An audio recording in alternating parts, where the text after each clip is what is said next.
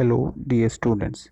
This is Mushtaq, Senior Lecturer, MC Societies, Institute of Pharmacy, Azam Campus. Today, we are going to learn various definitions and terms used in the field of pharmacology. Outcome of this lecture: the student will be able to define the various terms used in pharmacology and toxicology. In the previous lecture, we have already learned about pharmacology, which is the study of effects of drug on human body, and toxicology is the study of effect of poisons on human body.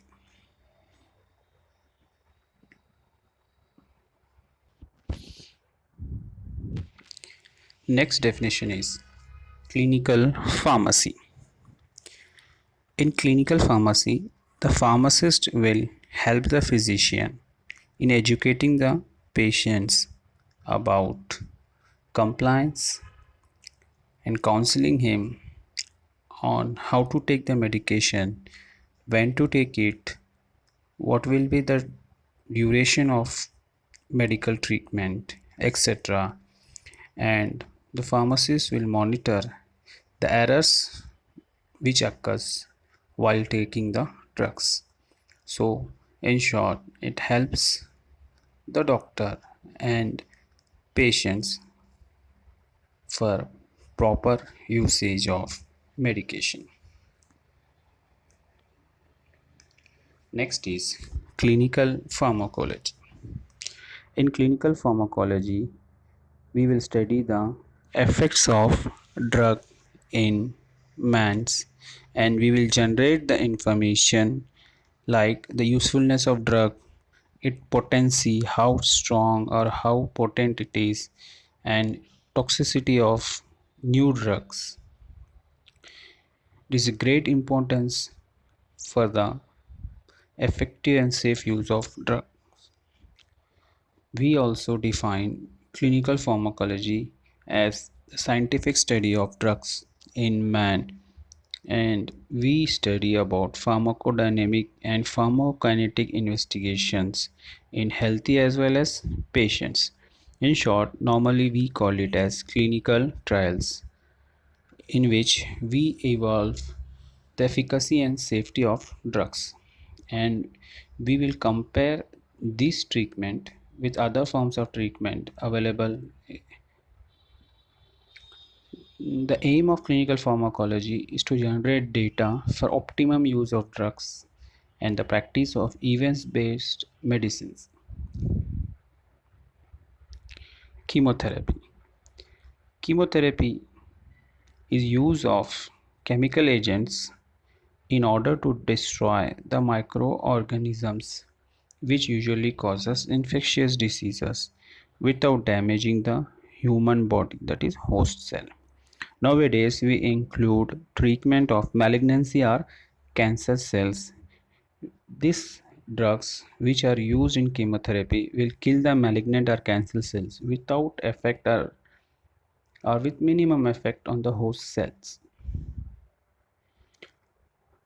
So we can say the chemotherapy is concerned with the effect of drugs upon microorganisms and parasites living and multiplying in a living organism.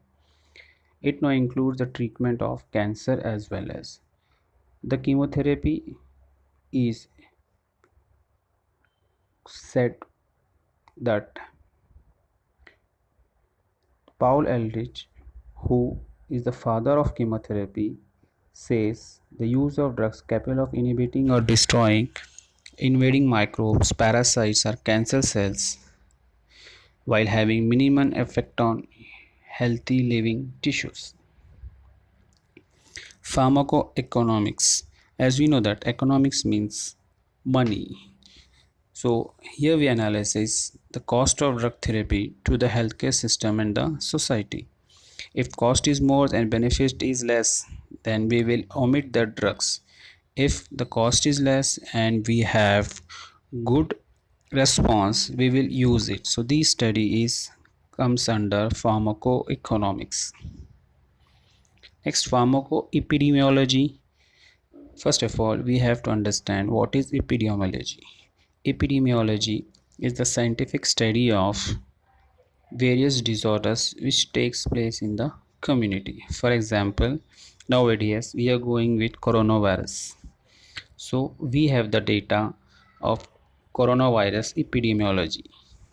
That means how many patients have suffered from coronavirus, how coronavirus affects the human body, what are the death rate, etc. In the similar way, if you study about the use and effects of drug in large number of people to gain efficacy and safety of new drugs, so we call it as pharmacoepidemiology. Such studies are essentially observational and case controlled studies. Next definition is pharmacogenetics. Genetics means the various genes in which the drug effect may get variated. So we defined it as the study of genetically mediated differences or variation in drug metabolism and responses in human. So we will able to know that the drug effect will be differ in human to human. So we obtained this information by genetic engineering. So study of genetic influences on responses of drug. So originally pharmacogenetics focused on familial idiosyncratic drug reactions where affected individual shows an abnormal, usually adverse response to a class of drugs. But nowadays we will study the influence of genetics on drug responses in all humans.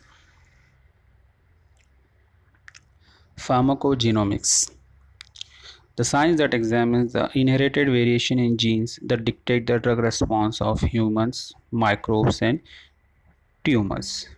Means one person may have a gene which shows a good response to the drug, and another person may have a gene which had a bad response or adverse effect. So we can design the drugs that are more target specific and safer drugs. So we study is called as pharmacogenomics. Next is pharmacovigilance. The vigilance means surveillance. So this surveillance occurs after the release of drug in the market. So the process of identifying and responding to the issues of drug safety through the detection of drug effects usually adverse. So this is surveillance of drugs once they are released for use in the community, that is post marketing surveillance, and relies on voluntary reporting, prescription monitoring, medical records, and static studies in the population.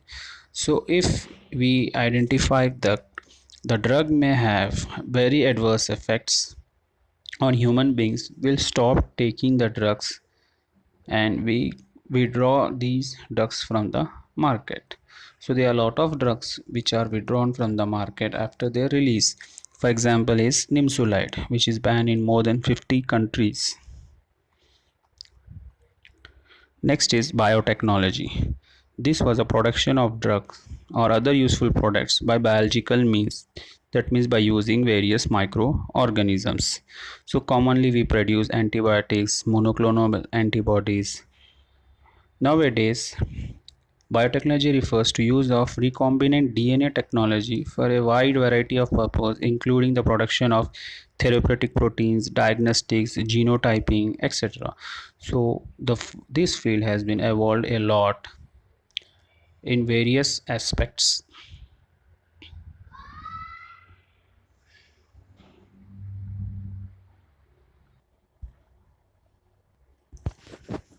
Today we have learned various terms used in pharmacology and toxicology, like clinical pharmacy, clinical pharmacology, biotechnology, pharmacogenetics, pharmacovigilance, pharmacogenomics, chemotherapy, etc. Thanks a lot.